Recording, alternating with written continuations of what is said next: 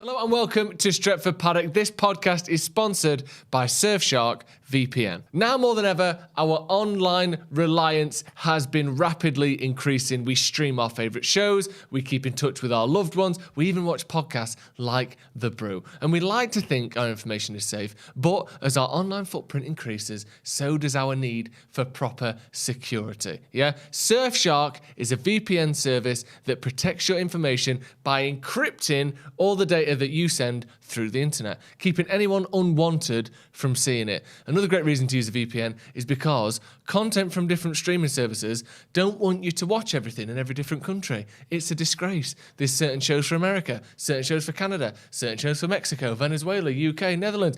How about you have access to all of them and get access to everything, whether that's Netflix, Amazon Prime, or even football highlights on Twitter. And with Surfshark, you can solve that problem by simply changing your location. Also, if you do go on abroad on holiday and you're in Tenerife and you're in Faliraki, you still want to watch BBC iPlayer, don't you? You still want to watch Premier League football. Change your location back to the UK while you're gone to get access to all of your home comforts. And currently, Surfshark are bringing you genuinely one of the most ridiculously good deals I've ever heard. Use the link in the description and use code PADDOCK, as you can see on the screen there, code PADDOCK. You will get, wait for this, 85% off, which means for something like a couple of quid a month, you can be fully protected. Plus, you get 3 months for free, and Surfshark also offers a 30-day money-back guarantee. So use the link in the description, promo code PADDOCK, as you can see there, for, again, let me just listen to this, 85% off, 3 months for free, and a 30-day money-back guarantee.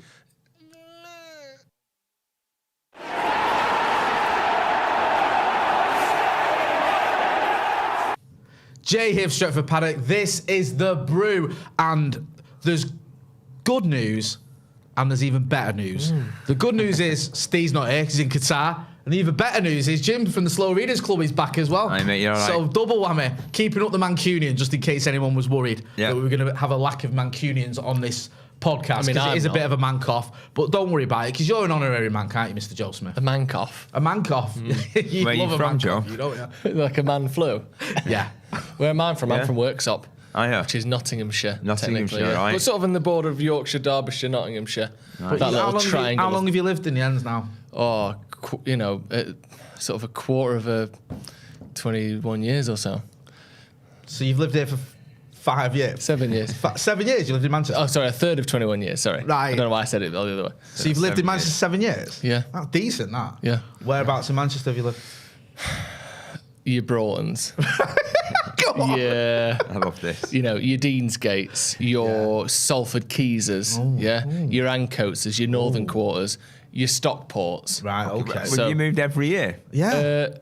Because you're up to 6 there and you've only been here. Actually, I think I might have lived here 8 years. I might have lived here 8 years. The nightmare tenant? Yeah, and I'm moving to Levenshulme next year as well. Levy. He's got a Levenshulme. Hey, that's proper frontline Mancunian, that. You've done well there. Do you know what I mean? Thank you. What about you? Where have you lived in that time? That's a good point. Not in that time, but during my life, I've lived in Stretford, Eccles, Earlham, Urmston, Partington. I lived in Hume for a bit when I got chucked out with mum's. Nice. You're a proper like southwest Manchester South guy, Manchester's my sort of Yeah, forte. you're Yeah, But some of this is- I have a nosebleed if I go North Manchester. Some No, of it's that's me, pretty not west though, Manchester. like Trafford and Trafford. Eccles is literally Eccles is where I live West now. Manchester, isn't it? Yeah. Where you're north. Yeah, so Ancoats. Yeah. No, mine's limited. So Ancoats when it was shit. About to say, because you've lived down Coast when it's all right, haven't you? Yeah. Yeah, it was slightly shitter for me being there, but other than that, it was pretty nice. Yeah, exactly. Then it was, so Ancoats, then Failsworth. This is with my mum and dad when they moved us up out of the ghetto. Yeah. And then Moston, and then New Moston. New Moston is Moston. My mate always says it, and he's right. It's Moston with a bit more grass. Ooh, that's it. You know what? I don't know if we said this last time you were on, Jim, but when I used to be a reporter in Manchester for Q103, I had a list of a few towns where if there was something going down and they sent you there, you'd be like, oh no. And I'm not being honest, but Boston was one. Because I have been threatened there, knocking on doors. Yeah, I remember once knocking on the door in Boston, had been a shooting. And just straight away, that's wrong. Yeah, there's been a shooting. So I'll knock on some They said, doors. like, go down there and get a reaction. I know it's horrible. You like the prophet of doom. There's just there from Kieran on free. There's been a shooting. And this lad answered the door, and I was like, I am for Kieran on free. And he started chatting to me. And then I just heard this woman's voice. Who the fuck's that? And he went, it's Kieran on free. And she just went, tell him to fuck off. Right? Salt of the earth. Yeah. So, anyway, 10 minutes later, I was doing a voice recording or whatever down the road, and this car pulls up, and it's this lad, and it must have been the woman and his mum. Was that you knocking on my door before? Oh. And I was like, yeah. And she went, fucking wait till the lads get home. I thought, what the hell's that mean? What's that? Yeah, it's normal. Yeah. And I was like, all right, don't want to give us a quick interview, do you? Like, she was gone. I was like, yeah, I'm getting out of here anyway. So you didn't wait till the lads got home? No, the fuck I got off.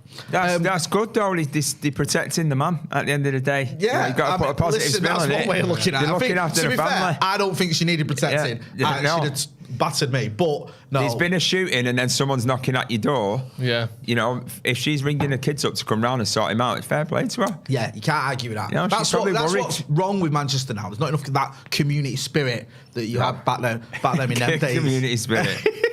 Community service. You've got a new album coming out in February. February the 24th. So but we've announced it. This is just a piece of card.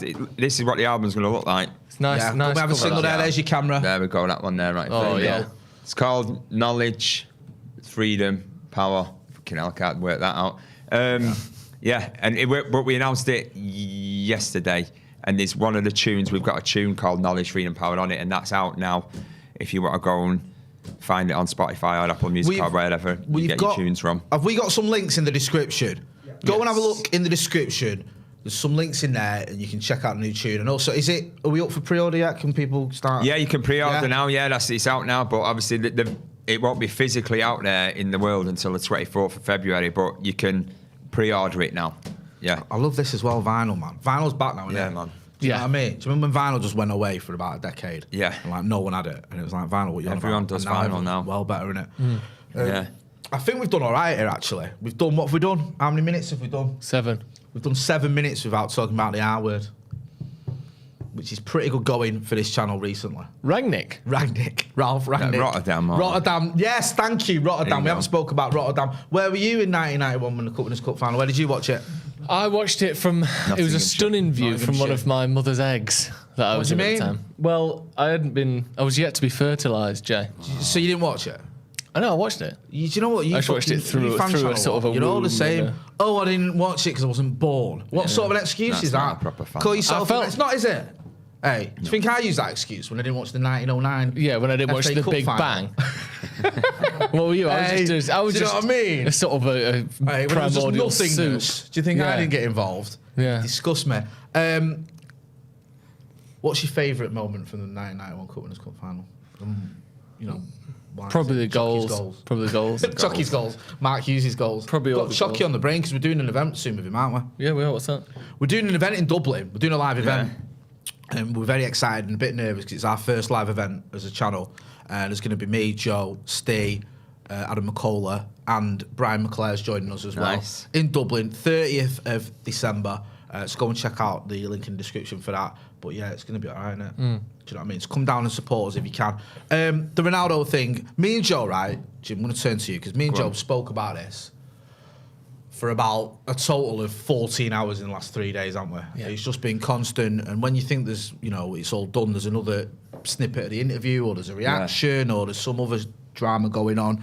Just go back to the start of it. When you first saw that there was this interview coming out and you first saw the first clip of it, what did you make of it all? I just thought, for fuck's sake. You don't need it, do you? That's literally what I thought straight away. But then when you try and look, I've not really watched both of the interviews because I can't stand Piers Morgan. And Thank you. It does me fucking nothing. But anyway, so I've seen snippets of what he said, and I've obviously got the main gist because it's everywhere. You can't fucking avoid it, can you? You don't have to watch the video to know what's been said on there. But yeah, I watched it and I thought he wants out. You know what I mean? He's had enough, because you wouldn't do that. And it was the timing of it, so he'd already recorded it, and then it come out straight after our last game before the World Cup, and he knows he's going to be away for so many weeks. But some of the things he was saying, I fucking agree with. But I don't like him digging the manager out a bit like that. I'm not into that, man. Because I like Ten Hag. I like his fucking attitude and a buzz off him saying please at the end of every interview as well. But what he says about the Glazers and the facilities and all that, and like fans have been saying it for years about Old Trafford, when it rains it fucking leaks and everything like that. All that sort of shit. I'm all for it. I'm all for someone calling that out. But if he would have done all that and maybe not dug the manager out, then I think that's fucking win-win. You know what I mean? I'm fair play to him, but... What do you reckon? And do get involved in the chat in the comments. Obviously, let us know your thoughts if you've not had enough of sharing your thoughts about this already. You were saying something similar today, weren't you? I mean, it's this Ten Hag thing that I think seems to upset most United fans. Because like you were saying, listen, no one's going to criticise anyone for slagging off the Glazers. We all fucking hate them. But the Ten Hag thing, I'm with you, it just seems unnecessary. That is the word. That's the bit where you can't come back from that.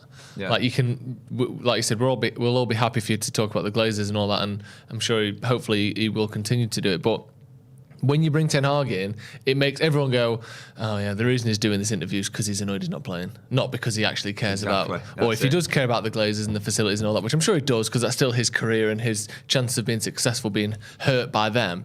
But this whole thing looks like sour grapes, doesn't it? Yeah. Like he's gone, I'm not very good anymore, or I'm not playing very well because the manager's not picking me. I don't have the faith of the manager, so let me just go out there and take the piss out of him. Because really, if you'd have left that out, like you said, it would be a great interview. We'd all be sat here, and he might still be a legendary interview. Yeah, like, if it really went to town on him. Easily the biggest name in the squad. Going, the Glazers don't care. Again, because he's calling his ex-teammates rats, and he's saying that he's not friends with Gary Neville and Wayne Rooney and all that. Like, it just comes across as like Mardy-arsed. Yeah. Like, it doesn't feel like a person who's in control of all of their emotions. It feels like someone that's letting their emotions get the better of them, and that just so happens to be...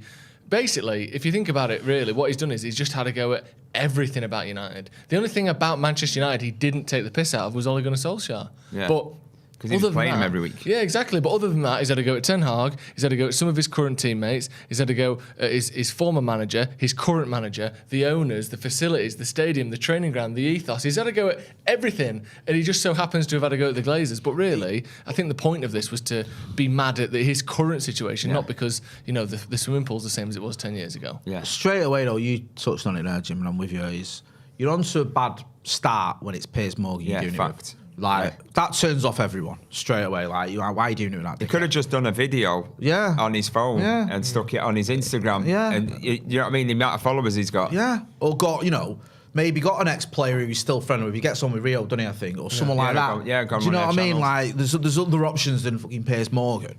And then, like, even some of the things that he said that you kind of agree with, I feel are unnecessary. The Glazers stuff, I get all that. But, like, the facilities... aren't good enough. And again, when I first saw that, I thought, okay, fair enough. But then apparently Ten Hag's dealt with that already. Yeah. Well, he's in the process of dealing with it. So that's almost a moot point, because Ten Hag has said, like, he agrees with him, these facilities are terrible or whatever. He's ordered that they be... Van Gaal said the same, didn't he, when he started, and he's changed it since, so everything isn't the same. Van Gaal brought a few new things in as well, didn't he? I think he brought in floodlights at Carrington. Yeah. I think it was under Van Gaal that we went to the sort of like composite hybrid AstroTurf and real grass at Old Trafford as well. Didn't we have the cameras with Van Gaal? Van Gaal, I think cameras as well. Didn't Jose rip him out on his first day? Yeah, something like that. Because that was another issue. Yeah. But you're right. I mean, the facility's not being good enough. I understand. Like, it sounds trivial, tilings in a swimming pool, but I get that. Yeah. You think we have Manchester United? We're not Earl and Baths where you go, oh, that's the same tile as my dad used to use. Yeah. Like that, it should be better. But then it's being dealt with. The Glazers thing and with him. Then it was like a bit of a slide dig. You mentioned there, Joe, about he's digged out his teammates, and people go, well, how's he dug out his teammates? Well, when he says, like, when he was asked, which young players do you rate, or do you think are listening to you, or do you what? And he named like Delo, and that was almost it. He said, when I was a young player, I learned from the likes of Keane and Van Nistelrooy and Scholes and Ferdinand.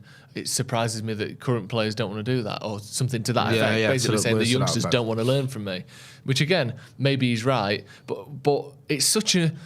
I mean, it might as well be written. It's so strict and unwritten rule in football. It might as well be, because that you don't slag off your current teammates and your current manager. Yeah. Pretty much anything else is fair game. But that everyone knows that. In the same way that a manager typically doesn't come out and pinpoint specific players and say, "Oh shit, they were in a match." Current players don't do that about their teammates or about the manager. So it's not like he doesn't know that. It's not like, well, you know. But he's maybe doing it because he knows he's not going to be a current player. Yeah, It'd be very that's his thing. And he wants in out his there. head, he's left. Do you see any way he plays for Manchester United again after this? Bearing in mind that United are currently looking at ways to sack him. Yeah. As we speak, we'll get into that in a minute, of the options that are being reported. But is there any chance, do you think? I just can't see it. It'd be daft, wouldn't it? It'd be fucking stupid. And I don't mean it'd be stupid like it should be out, I'm one of these fans that's fucking march him out of Manchester or whatever. It's just, for both parties, it's sort of obvious that Ten Hag, he's trying to plan for the future, and you can't do. And as good as Ronaldo is, don't get me wrong, he's fucking top, but you can't do that with someone who's 37 years old, and especially when you want all your team working as a team. When Ronaldo is so selfish on the pitch, really, he's a team player, but he just wants to fucking score goals. He wants to break records. You can see it, and he said it in interviews openly. So the manager doesn't really see him in his future plans. Ronaldo wants to play, and the manager's not playing him. So both parties might get what they want in the end. He might be able to leave and then go and play for someone else, and maybe get a Champions League team where he can add to a few more goals because he's conscious of Messi catching him up. And then United can just crack on without him. Because every interview I've seen Ten Hag get asked, we could beat a fucking team 10-0, and he'll get asked about Ronaldo, and it must be doing his head in. Just because he's probably thinking, I want the other players to get a bit of fucking the limelight, whatever. But it's true. It's a good point, that, because, and the weird thing is, Darren Lewis, I think, was on, I can't remember what channel he was on. Darren Lewis, who writes for the Mirror. I love Darren Lewis. He's a good guy. And he was saying that, if you're watching this, and everyone is watching this, and you're another club, Ronaldo's almost making you not want him. Because you're looking at it going, do I want to bring that into my dressing room? Because, he's obviously upset. He's slagging everyone off. Yeah. He's being very critical of everything about the club. And you're looking at it, you're going, his numbers this season ain't great. I think 3 goals, 1 in the Premier League, 2 in the Europa League. He's played over 1,000 minutes. I know he's not had as many starts as he'd like, but he has started games. Yeah. He has started quite, I think he started something like 8 games or something. So, for a player of his quality, 2 of his 3 goals have come against Sheriff. And also, not to be, to sort of add insult to injury, but in those games when he's not scoring, he's not a particularly productive player when he's not scoring goals, is he? He's not someone that, like Bruno, can do loads in a game but not score. Eriksen the same. Yeah. But Ronaldo's not really like that, is he? No, he's not really in the game until he's scoring. You look at, and Rashford has his faults, and he should score more goals the amount of chance he gets. But for the Spurs game where he didn't score, he was involved, and he helped apply so much pressure against Spurs. For the whole that game was fantastic, and he played his part in that game. Yeah, and yes, he should have scored, but he played his part, like you said, Joe. But sometimes with Ronnie, you're not seeing that. And also with other players, Martial, Rashford, or whoever, they're 20 odd. Yeah. When you're 37. Turning 38 in February. Do you know what I mean? He's 37 till he's 38. You're not going to age like fine wine. And he said something on his interview where he's like, it's not like I don't know how to score goals anymore. I'm not disputing that, but physically, any 37-year-old at the highest level doesn't really happen, does it? And it's not like, doesn't matter how dedicated you are, how, the fact you don't drink alcohol or, you don't eat fatty foods. The aging process, and I just feel like, as well, the Premier League is probably the toughest league, I think, in the world for a striker that age to play in. Yeah. I think if he went There's to... more competition off the other teams, isn't it? It's yeah, not as easy as I think if he went to Serie A or La Liga or, the French league or wherever, I'm not saying he'd smash it and score 30 goals or whatever, but I think he'd find it easier than this league. Yeah. I think this league is the hardest and the quickest. Yeah. What are the comments saying, bro? And then we'll get into some more reaction and stuff. Yeah, we've got a couple of super chats. So CM says Sir Alex Ferguson will not forgive him. I bet he will. I don't think Fergie's asked. No. Abhinav Verma says, I haven't given a damn about Ten Hag. Has said in any of his press conferences apart from Martial is back. That's why I like Ten Hag. There you go. Sam Z says, CR7 lacks self-consciousness and self-reflection. The interview wouldn't be that bad 10 years ago, but with his powers waning, he seems delusional. Rico says, send him packing and don't look back. See you, CR7. And Thomas Simpson says, let's not mourn Ronaldo. He's been absolutely tossed this season and made the team worse. Sad ending, but good riddance. Crucial we replace him properly. Osimhen, question mark. That is a good question mark. We'll get into that in a minute about who we could replace him with. I just want to ask you something, Jim, right? It's 2025, yeah? Yeah, go on. Ronaldo returns to Old Trafford playing for Sporting Lisbon in the Champions League quarterfinals. Yeah. Yeah.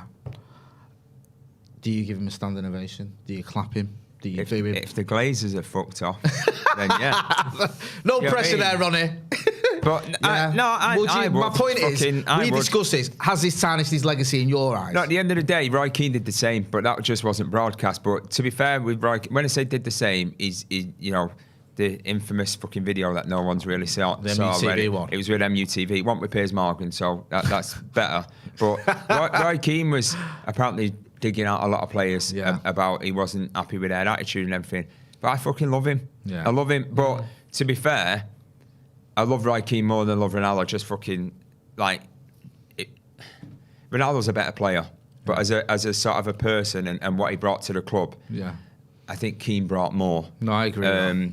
So, but I would clap him if he's coming back to If he come back to playing for fucking Liverpool or City, no, he'd just get it with both barrels. But going back to what you said before, like what teams would take him on now he's done all this and burnt his bridges with United.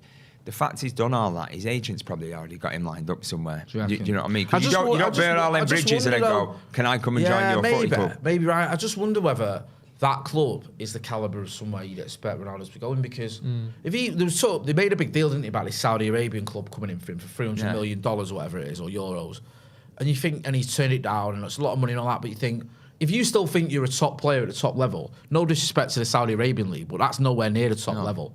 So, you know, you're not going to want to go there when you've only probably got another 18 months playing at the sort of any sort of decent or very top level, and playing, you know, in a league that's well below that. And I'm just wondering who was out there, because you remember in the summer when he made it clear he wanted to move on, I think there was Chelsea. Yeah. There was maybe a little bit of Napoli and Atletico, but not concrete. Bayern Munich have been muted, but I think Oliver Kahn poured some water on that one. There's not been many who've been like, we want him, we're ready to pay his wages or whatever. Yeah. It's always been like, oh, we might be interested in him. But he's too expensive for us. Maybe his wages will change now, though. That's the point. Because maybe he's worried about his goal scoring legacy, his numbers, and he wants to try and get as many more top level goals as he can before he calls it a day. I think part of him thinks, though, if you're thinking as like an agent and as a player, yeah, the more money you're on, the greater the likelihood the manager will play you, even if you're not playing well. Yeah. If he signs somewhere for 150 grand a week, you can leave him on the bench. Whereas if he signs for 500, there's a lot more pressure to play him week in, week out. And I wonder whether he thinks, if I sort of declare myself an asset only worth 100 grand a week, then all of a sudden I've got the same power as, you know, Icardi or, you know, a sub basically for PSG or whoever he goes to, a big club. I think in his head, or maybe in everyone's head, the fact that he's on 500 grand a week is probably one of the reasons he's still playing for United. Because otherwise, I don't see why we would start him. Do you know what I mean? I think it's his name and his wages is one of the big reasons he's even getting a game at all. It's weird because he was quite complimentary to Ole. Well, very complimentary to Ole. But there was the Everton game, wasn't there, where Ole dropped him, do you remember? Yeah. And Martial started. And do you remember there was he was obviously pissed off. Yeah. And then there was a footage of Fergie speaking to the UFC fighter, is it Khabib? Yeah. Where he was saying like, oh, you play your best players. Yeah. And I think Maka was on the overlap, McCullough, who's on this channel. And I think he said it at the time, he felt like that was a big moment that in all his time at United. Like it felt like, you know, Sevilla under Jose. Yeah. Where you think this could be the beginning of something going wrong here. And I had that same feeling. I remember after the game, I was chatting with my mates and like, I don't think this is going to work out with Ole, you know. Yeah. And I'd always been quite pro Ole and believed in what he was doing. And I thought, this looks like it's all going a bit wrong. Feels like it's going the wrong way. This feels like one of those, you know, like David Moyes' Fulham game. One of those games where you go, you know, Van Gaal against Norwich or whatever, where you go, this ain't going to have an happy ending. And it felt like that. And, it, you know, obviously, not long after that, we got battered 5-0 off Liverpool, which obviously was fucking, you know, that was the end of that. But, yeah, I feel like even though he was complimentary Ole, there was a time when he weren't happy with him because he dropped him for one game. Yeah, and he was storming about everyone. Do you know what I mean? Like, he was obviously fuming and that didn't happen again. Yeah. And I just feel like there isn't that level of sort of compromise or self-awareness. It's just literally, if you've got Ronaldo, it's the fucking Ronaldo show. Yeah. Do you know what I mean? That's not whether you're... He might go to another club, though, and say, pay me $100,000 a week, but I play. Yeah. No, you're right. And then they'll go, right, yeah. And then that's it. So, you know, like you were saying, if you're giving him £500,000 a week, you've got to play him for that. Yeah. But if he goes to another club and he gets the same money as Icardi or whoever it is, he could have that with his agent and say, get me $100,000 a week, but get me guaranteed game time, and I'll take it. I think just looking at some of the Champions League clubs, and so here's some of the clubs in the group stages from this year. Obviously, not guaranteed to be there next year, but teams of this caliber that I think he would definitely get a game for. Okay. I'm not going to go down to Rangers because he's not going to go to a team of. I don't think Rangers get battered 8-1 or whatever. But someone like no chance. Sporting Lisbon, Bayer Leverkusen. Maybe not Atletico because of the Real Madrid thing, but I wouldn't put it past him. I think he'd probably still get a game for Atletico At one point, Madrid. they looked like they're in for him, didn't they? Yeah, and then someone again from their camp poured water on that. I think it was the director said, we don't want him. Because they don't have a prolific goal scorer in the squad at the minute. They've got Felix, who they're trying to play him as a 9, but he's not quite there. Do you think it matters the relationship he's had with the Atletico fans? Because I think it does matter, but also I think he's getting I think he's getting to the point where it matters less and less. If they came in for him, I think he would be willing to go. He was going to go to City, for fuck's sake. I think if they came in for him, but I don't think they would. No, maybe not. With you. I also think, I know it's a bit unfair, but I don't think he put himself in the shot window against them last season. No, he wasn't great, was he? I think he'd want to play for the club who's in the Champions League now. Maybe. Still. Yeah. Because it's at least 2 more games, Frankfurt. isn't it? To get some numbers up there.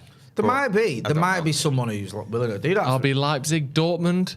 These are all through to the next round. Benfica, obviously probably not going to happen because of sporting connections. Paris Saint-Germain, don't know if they'd have him, don't know if he'd play, but there's some of the clubs. Club Bruges that have qualified. It's weird, isn't it? Because I feel like if Ronnie had, even if he'd scored a couple more goals in the Premier League this season, be fine. I think someone would, either United would be like, come on, or a club would be like, he's still got it. Yeah. I just feel like he's sort of like not really got going this season, and that's when people think, is he done? And it's like, I think Piers Morgan was trying to push that thing up, maybe PSG or, you and Messi or whatever. But I don't think they're coming for him. I just feel like people look at it. I think it's got to the point now, like with everything, and all football, it's a fucking business, isn't it, at the end of the day? And he's got, how many Instagram followers has he got? Like 100 and something million? 400 and something million. Right, yeah, right. So that's fucking ridiculous. So he's the most followed person on Instagram.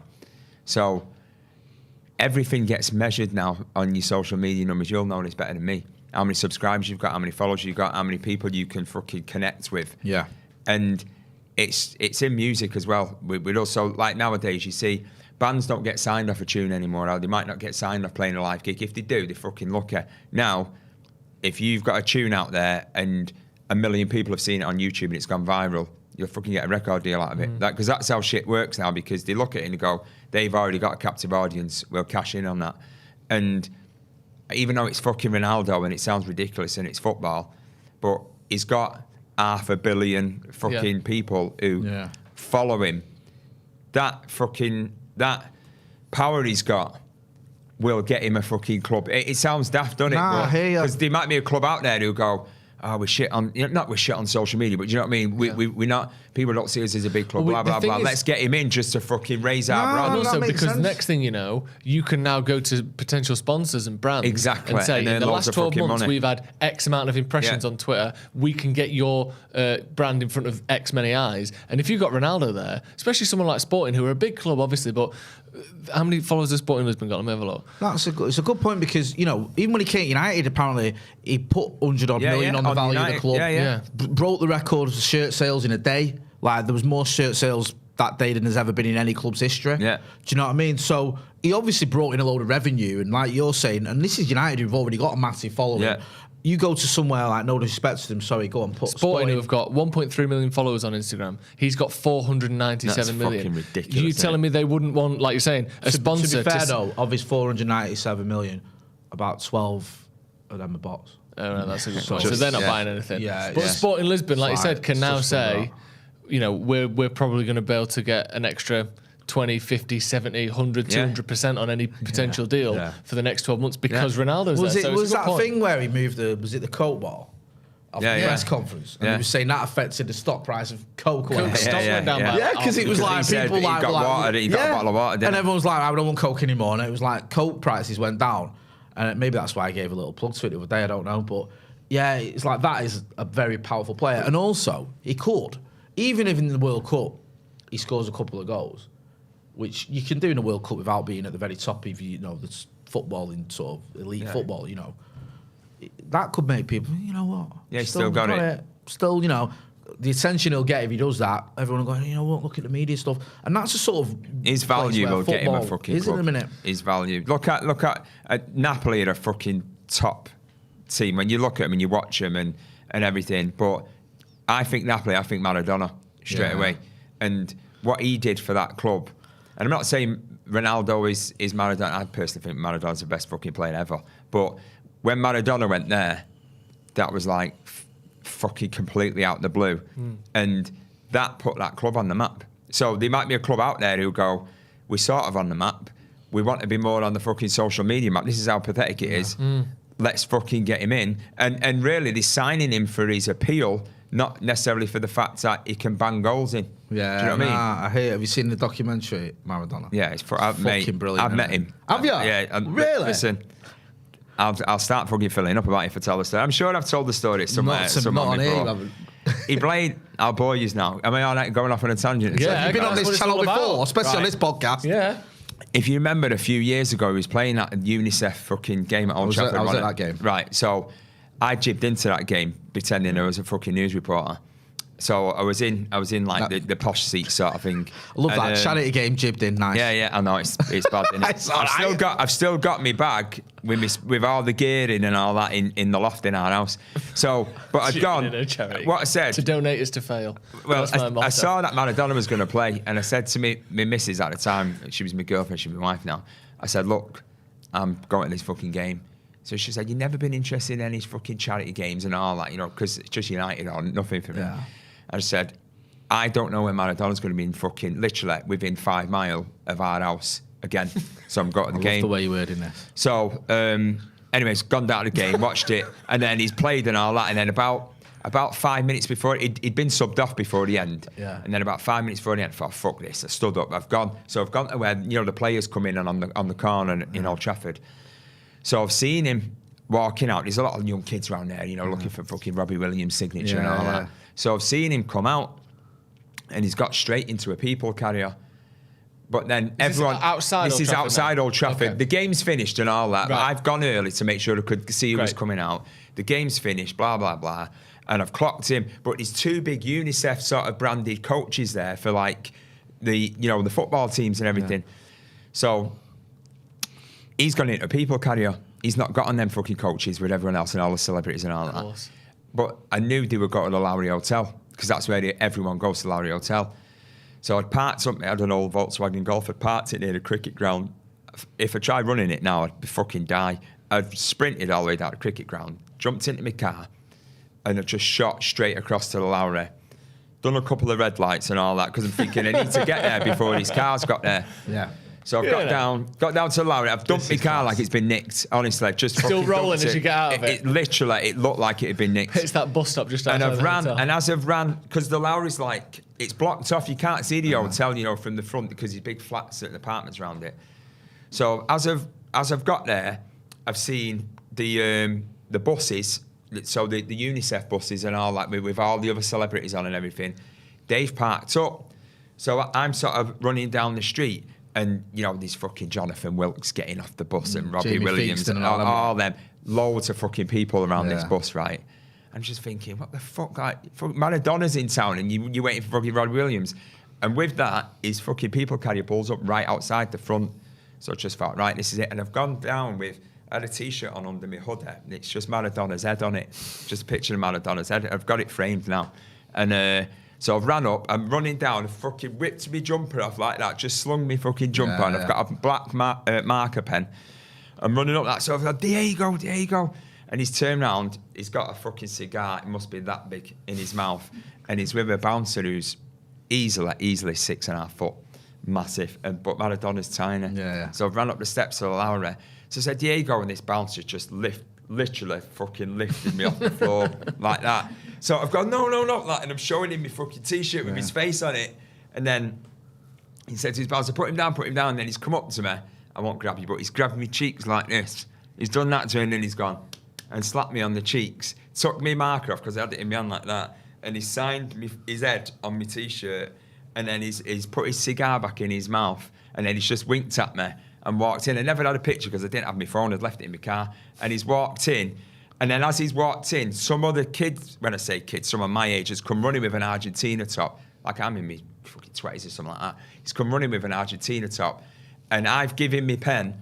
And like Maradona sort of gripped hold of him, signed his shirt. And then he's just walked in.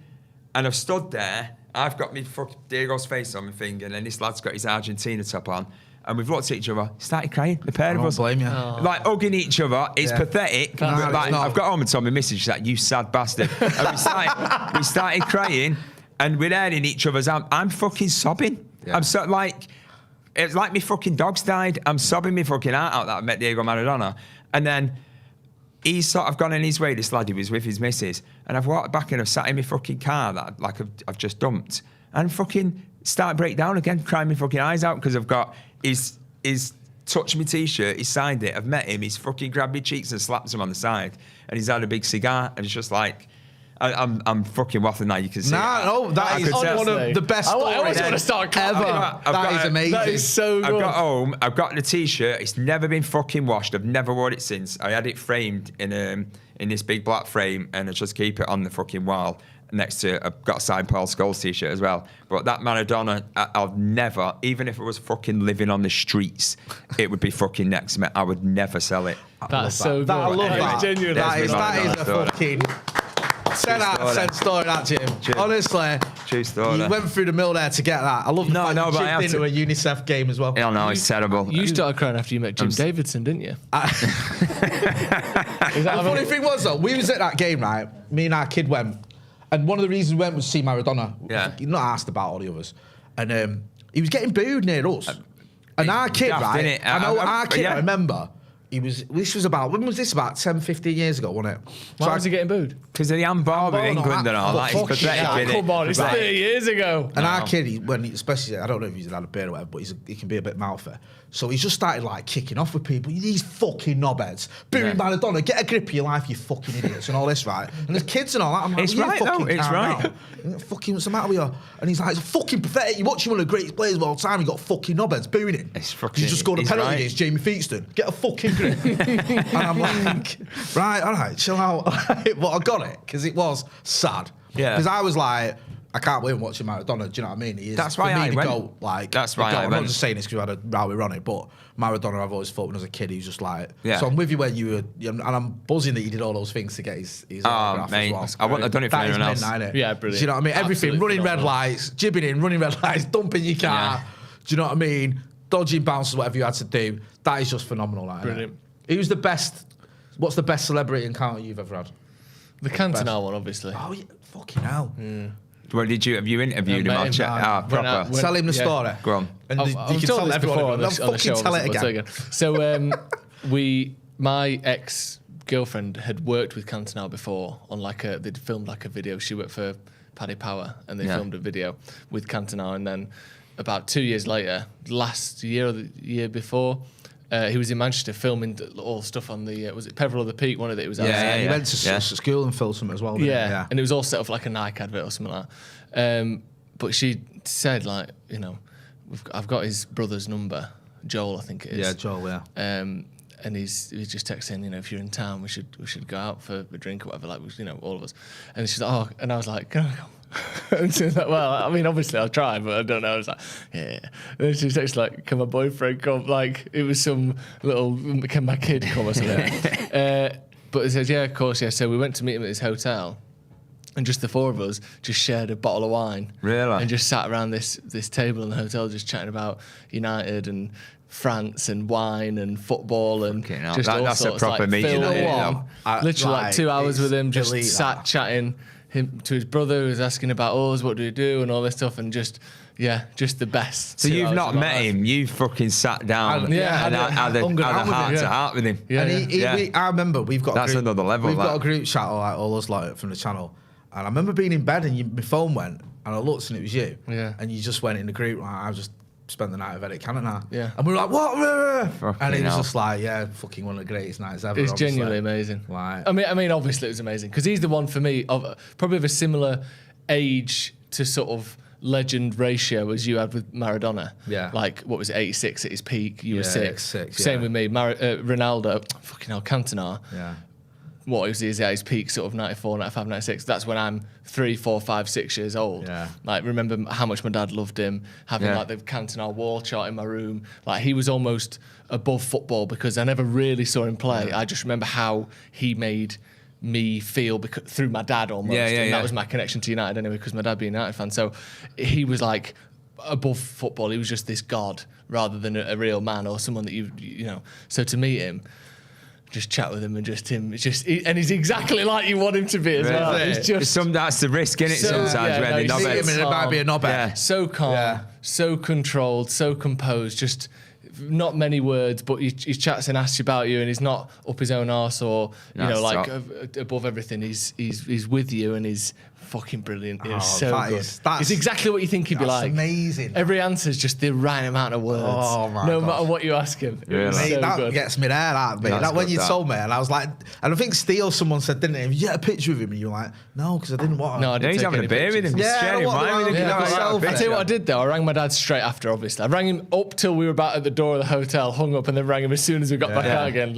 And he was like, write notes, write it all down. Yeah. So I've got the notes of like what we chatted about. I don't need to read them out. Really? But like, I've literally got them saved because he's like, you'll forget. He's like, you'll be able to look back at that and then that'll remind you of the conversation. But I've literally got the notes of what we sat and chatted about with Eric Cantona and his brother. That is fucking top. Amazing. What about you, Jay? What's your top celeb encounter? I met Richie Delatte in Clinton Cards once. Nice. Yeah. Did you really? Yeah. That's and I got him to sign my mum and dad's anniversary Did card. you? And I remember mum going, who the fuck? Who the fuck's Richie Delatte? But he was a lovely lad. I'm not being horrible. But interviewing Fergie, obviously, for me was his documentary premiere. And what happened was my old radio boss, when I used to work in radio, the editor, Michelle lives there, used to work for a radio station, said, might have something for you here. Don't want to get your hopes up, but we might have an interview with Fergie, some time with Fergie on the red carpet with the reporter, Tom. She said, so if I can get it sorted, get you accredited, you can split the interview with him, so he'll have a couple of questions, and you can have a couple of questions. I was like, oh my God, right. So I didn't say anything, because it was like, obviously I'm nervous, and like, is this going to happen? Is it going to fall through? And I was like, and I said to her, obviously, if we get it, I'm going to use it for the channel. She's like, yeah, that's fine. But it was all COVID as well, so we had his tests, and he's obviously not been well. And we got there on the red carpet, and then he comes along, and I said to Tom, I said, obviously, because it's like, it was their interview first. So I said, and Tom said, listen, I've got 2 questions. And he said, and then you can have, we had 4 minutes with him. He said, you can have the fucking rest. So he asked him about, he said, he said he had a hemorrhage, his brain hemorrhage. And he asked him about that. And then at one point, it looked like Fergie was annoyed when he asked him, but he just hadn't heard him. And then he answered that, and he answered something else. And then, it was my turn, and I was just like, I asked him about the 1991 Cup Winners' Cup. I asked him a few other questions. But you're having that moment, there was a bit when he laughed. I had a little joke with him. And he just stood there thinking, I'm having a fucking laugh with Sir Alex Ferguson. That's ridiculous. Like, this is like, no offence to my kids, this is the best moment of my life. Yeah, easy. Do you know what I mean? Like, easily, not even a debate. No. And I was like, I can't believe it's happening. And then the great thing about it was, obviously, I was so nervous and like, but, enjoyed it and that. But then, you got to watch it, and I was like, fucking hell, do you know what I mean? It was because I'd done press conferences before with Fergie when I was in radio, but I'd always been at the back. I've been told, don't bother asking a question, because we didn't need, like, we were just like, you just record it, you don't need to try and put your hand up and get involved. So it wasn't the same, and I'd obviously been at games and stuff, but to just sort of have that. Have you still got that on video then? It's on the channel. Yeah. It's on the channel, yeah. How tall is he? I don't know roughly. I don't know, because it was weird the way we were on like I don't know if we were on a raised bit, but it felt like they were slightly lower. Right. Because I think we were just on like a bit of. I'd be shitting me pants if I had the chance to speak to him. Especially with it being a professional thing where you have to perform. When Tom, the reporter, said, I can't remember the question. It was something like, how are you feeling after the hemorrhage? How are you recovering? And he went, and it looked like he was scowling. Yeah. And for that split second, I thought, oh my God, he's pissed him off. But but he couldn't hear him. And he said, after the what, sorry? And he said, the hemorrhage. And obviously, he talks about the hemorrhage in the documentary. It's not a fucking secret. And he was like, oh, yeah. and he was just chatting. And it was just, and it was just fucking class. Honestly, it was. I don't think I'd be able to ask the fucking question because I'd shit my pants. Yeah, I was mega I'd have to have it nervous. written down, I think. Because if he turned around and, like you've him. seen him in loads of press conferences where he's flipped at someone. Yeah. And then if I asked him something and he did that to me, I'd be fucking done, aren't you? devastated. You done, like, I remember I'd just be once. devastated. Yeah. But you remember Bob Wilson, who's played for Arsenal? Yeah, the kick goaler. Yeah, he did a charity thing where he was cycling across Britain to raise money for cancer awareness or whatever.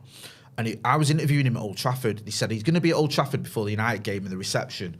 He'll interview you because with our radio station, even though it was local, we could use it because it was at Old Trafford, but we share it with other stations. Yeah. So we've got Bob Wilson, Arsenal goalkeeper. He's doing his campaign. So I went and interviewed him. I sat with him like me and you are. And Fergie's walked in to come and meet him. And Fergie's just like sat there. And then obviously them two started. And I'm just like, Yeah. And I daren't say, even, Sir Alex, can I just get a quick word on what Bob Wilson's doing? And I should have done, really, because he might have just gone, but I thought, I don't want to fucking test. You know what I mean? Because in case he goes, no. Gives you the air That's dryer. my encounter. Yeah. And you've remembered that. And honestly, that's I'm fucked just it up, devastated innit? forever. Yeah. That's ruined my life. So I just thought, I'm not going to say anything. And I just sort of sat there waiting till he'd gone. Because it was just before the game as well. So I thought he might be in a bit of a rush, which he was.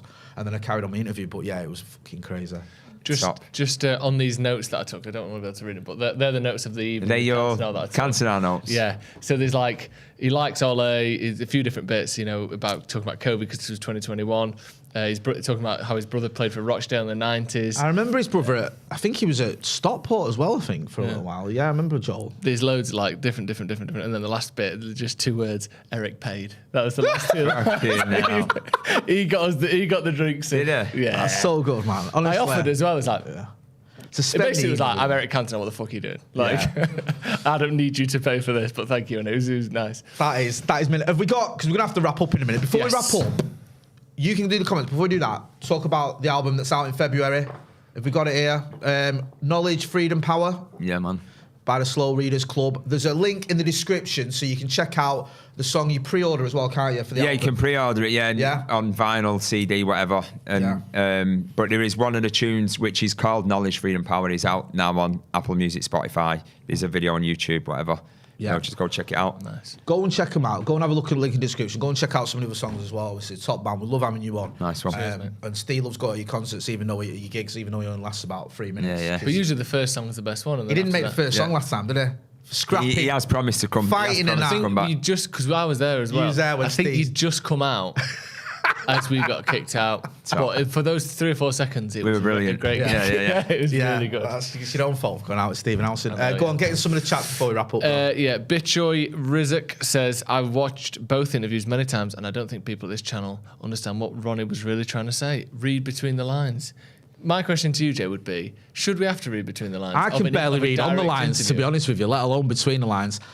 Listen, we've said it and we've all said it. Some of the things, anti-Glazer stuff, I'm about that. Facilities, I understand it. Yep. It was the Ten Hag thing, man. I don't think that helps Manchester United. No. I don't think that's my issue with it. I don't think saying you don't respect the manager, saying the manager don't respect you, helps Manchester United. And also, I don't think it's necessarily true. It sort of supersedes the other stuff he said. Yeah. And the focus isn't on the Glazer stuff, it's on his beef with Ten Hag. If he'd have said... That's the problem, innit? Yeah, thank you. If he'd have just said that was the main bit of the Glazer stuff, we'd all be like, you know what, he's got a point, fair enough.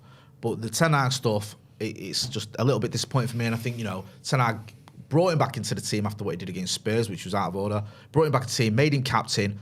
I don't think there is an issue there where Ten Hag hasn't shown Ronaldo respect. Even if you're giving him like a sort of 3 strikes and you're out policy, he left halfway through at Vallecano. He refused to come on a sub and left it against Spurs. You've done this interview, you're gone. Like, it's not, he can't say he's not giving him chances or he's even, I don't know what's going on behind closed doors, obviously. But in terms of the public response to things we know Ronaldo has done, 3 strikes and you're out. That's it. Do you reckon it is at United? Do you reckon it is like you've had your verbal, second verbal, now it's your written, now you're off? Yeah, 2 weeks' wages. 2 weeks' wages, you know the dance. I hope so. Don't act like you didn't know 2 weeks' that. wages genuinely is the United's maximum punishment. Did you know that? Is that what it is? Yeah, it's actually 2 weeks' wages is what they're saying is the maximum they can fine him was like 900 grand. Right. I think Isn't it is that a 2 weeks' PFA wages. thing now? Maybe it is, yeah. I think if you do, I might be wrong. I'm sure I read somewhere like clubs, if they do more than 2 weeks, Yeah, the they can't PFA take have the got a piss limit out, or something. Because you could just it's employment, British employment law. I don't know. There was some. I remember when John Terry got fined for Chelsea for the I was going to say racism, but it was racism, like the racism against Anton Ferdinand. I think he got fined 2 weeks. That was the maximum they could give him, or something. And everyone was kicking off saying it should have been more. I think so. Anyway, go on. Any more super chats before we wrap up, or any more chats before we wrap up? Yes, we've got a few people telling their sort of celebrity meetings. Come on, let's have a few then before we go. You're not in a rush, are you, Jim? No. Come on. Timothy Arnold, you're going to have to explain who some of these names Go are. I was sat in George Eastham's yard having a barbecue with all of the old Stoke City team in 1976. Quality. Yeah? Hey? Telling me how George Eastham scored the winning goal. Against Gordon Leeds. Banks was sitting next to me. Yeah. What a gent.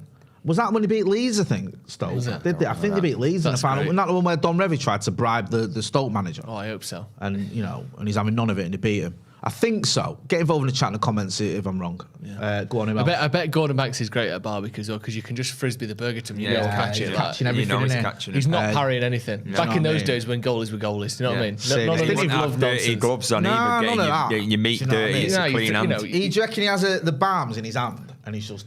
Yeah, you're dashing burgers at him, and he's like, "Yeah, man." Yeah. If you throw that to a modern goalie, they're parrying the burger. They're pushing it over the fence. What are you doing there, my burger? It's embarrassing, isn't it? Yeah. Music Ali says my celebrity meeting was Roger Federer when I was 10 in Dubai. He's similar to Cantona in the way that he's a great guy and not a knobhead. Great guy. I'm into tennis, so that was really big. Federer, who. I don't know if he's the best ever, but he probably is. You're into tennis, aren't you? Ish. He does the single hand backhand, man. You can't do a double hand backhand and be the best player ever. I don't know. I just want to say though, can I just say, I almost let it slip under the radar. The sentence that you said earlier about I don't know when Maradona will ever be 5 miles from the gaff again was fucking mint. It's true though. And he's never going to be there again, is he? So it's such a great point. Not unless you move to Argentina. Yeah. And you sort of live near wherever which isn't happening. But I've already told my missus if Zidane's in town, that's me fucking next one. But not on the Maradona level, but I'd go out my way just to fucking meet him. Yeah, that's elite, isn't it? Yeah. It's that rarity as well that adds to it, isn't it? Because not only is like one of the GOATs, it's someone who's you're never going to see again. You're saying. Yeah. And like, if you're near our house, you fucking get him. Like with all of them, like Cantona, Maradona, Fergie, they're not people that are in the public eye all the time. They're not like pundits. No, exactly. That's true. Yeah. They're not there like Gary Neville's at a game every week. Whatever. These people are just human beings. Yeah. Elite people who, if they come near you, you've got to go and try and meet them. Yeah. Manchester Maverick says saw Kerry Cantona at Terminal 2 once. So. Lot of celebrity sightings. That's mint, that. Yeah. She was the face of Iceland for a while, wasn't she? Yeah, and then it was... Peter Andre. No, I was thinking... Oh, I can't say his name anymore. Anyway, I don't know. I don't want to know. Move on. I was thinking of an Icelandic football player whose name really shouldn't be mentioned. You know the one. Yes. Is that all from us on that note? Yeah, that is it, everything. Go and check out. I'm going to do another... In fact, you're going to do another plug here. Go on, Jim. To your camera. Can we have Jim's single? Yeah, the album's out 24th February. There's a tune out called Knowledge, Freedom, Power. Now, go and check it out. If you like it, great. If you don't, fair enough as well. Cheers. You've got a thank you there that you're going to read. Thank you very much to Surfshark VPN. Make sure you check out the link in the description. Use the code PADDOCK for, this is just obscene, 85% off and 3 months for free. And there's a 30-day money-back guarantee. Basically, they're paying you to have it, so you might as well try it out. Link in the description. Black Friday tackle that. Yeah, exactly. Unreal, isn't it? Also, we are going to be in Dublin on the 30th of December. Me, Joe, Adam McCullough, Stephen Howson, and Brian McClare, a bona fide Manchester United legend. First ever live event at Stretford Paddock. Come down or fly over if you can get over there to Dublin on the 30th. There's a link in the chat and in the description. Come and join us. We're going to have a right laugh. It'll be mint. Also, don't forget as well, check out Slow Readers. Check out as well, paddockmerch.com. We've got some good merch on there. Jim, it's always a pleasure, bro. No, cheers. Thank you very much. Flown back. An hour. An hour. Honestly, we're back tomorrow. We've got an Academy review talking about Alejandro Garnacho, and also we'll have the news on Sunday as well. I think Mac is having the news on Sunday, so make sure you are subscribing to the channel. I've been Jay, that's been Jim, that's been Joe. This has been The Brew. Thanks for watching.